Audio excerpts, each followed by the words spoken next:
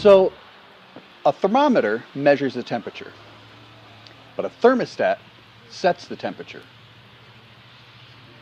Are all men called to be thermostats? I do believe that all men are called to lead to some degree. If nothing else, a man is called to lead his family. In fact, I believe all men do lead their families. What kind of leader do you want to be in your family? If you don't have one yet, what kind of leader do you hope to be one day? I'm on a spiritual quest to answer the question, what should a man be? And I'm looking to Jesus Christ as an example. I turned around to see the voice that was speaking to me. And when I turned, I saw 7 golden lampstands. And among the lampstands was someone like a son of man, dressed in a robe reaching down to his feet, and with a golden sash around his chest. The sash refers to him as a king. Jesus was the ultimate example of a leader.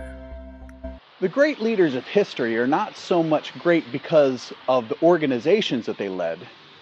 They were great because of the people that they influenced. Now tell me, what does that mean to be noble?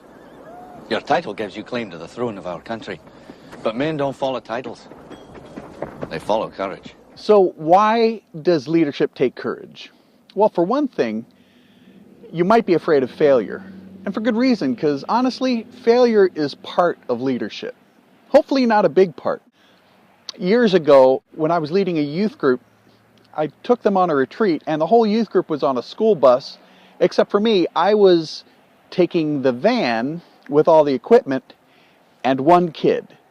This kid was named Danny, and he was the most hyperactive kid in the youth group, and I kept him with me to keep peace on the bus.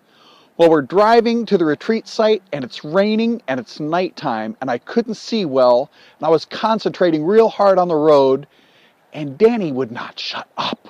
The whole time. But I'm driving, trying to keep my concentration on the road. I cross over, I'm trying to turn left onto a highway, and suddenly a car appears out of nowhere and slams on his horn. I realized I didn't have time to turn left, so I just went right across the highway, even though there was no road on the other side, and stalled out the van, and in the process shouted, "Shoot!"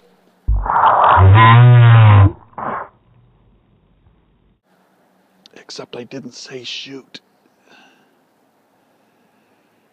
And finally, Danny was silent.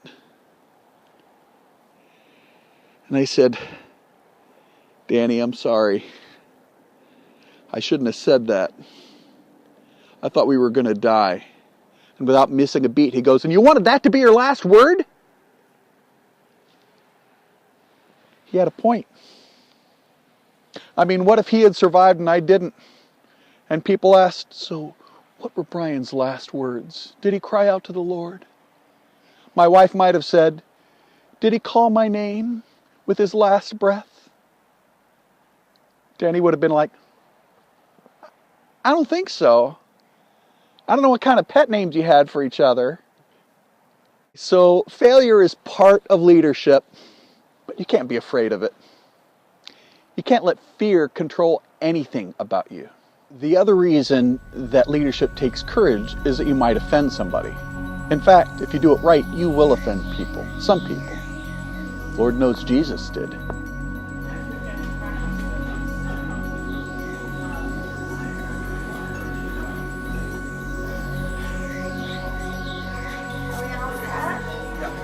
Thank you.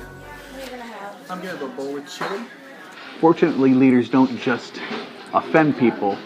Leaders inspire people.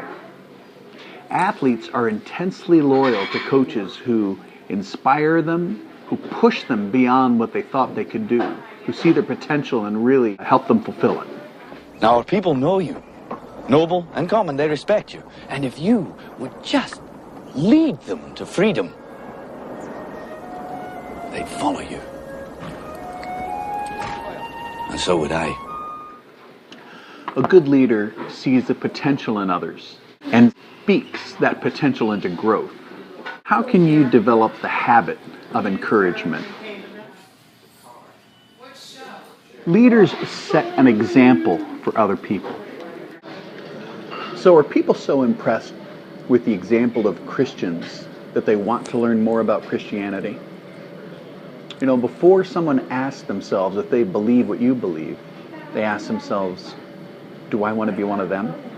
Well, it is probably the most important book any of us will ever read. Yes, it is provocative, but it is also inspiring. The Heritage Hills Special Edition Golden Deluxe Treasury of Christmas Keepsakes and Collectibles.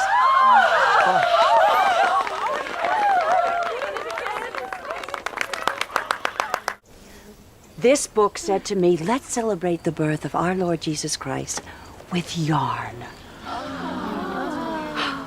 Now, Bobby, we all realize you're probably feeling a bit uncomfortable with this week's book because you're... Oh, what's the word I'm looking for? New? Scared? Cranky? Jewish. If someone wanted to find out how to become a Christian in America, how hard would it be for them?